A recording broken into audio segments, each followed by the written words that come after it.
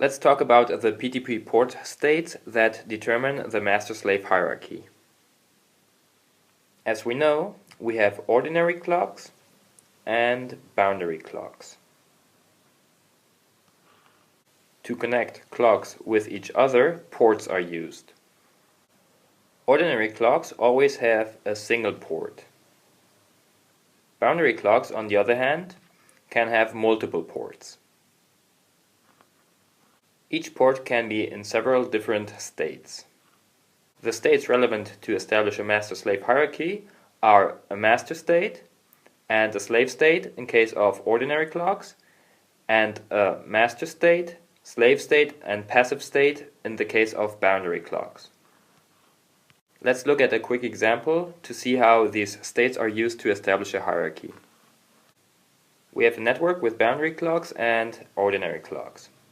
In this network, each link interconnects a pair of ports. Now, the algorithm that is executed to establish the master-slave hierarchy is executed by these ports. To get a sense of how this works, let's label the clocks. Assume that the clock labeled A is established as the grandmaster clock, and that the clock hierarchy is the following. In this hierarchy, A will be the master of B. Its port will therefore be in the master state. B, in turn, will be the slave of A, and its corresponding port will be in the slave state. Looking at the next level of the hierarchy, B will be the master of clock C and D.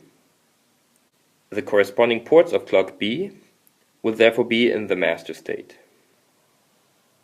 Now, since B is the master of C and D, the clock C and D will be slaves of B, and their corresponding ports will be in the slave state. Moving further down the hierarchy, we now have that C is the master of E, with its corresponding port therefore being in the master state.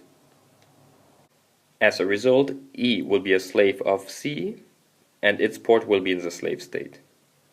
Similarly, D is the master of F, and its corresponding port is therefore in the master state, and F is the slave of D, and its port is in the slave state.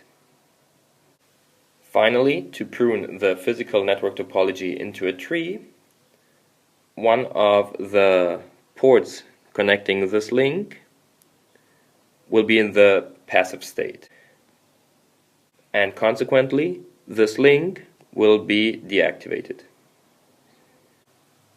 In this way, the master port state, the slave port state, and the passive state are used to establish the master-slave hierarchy.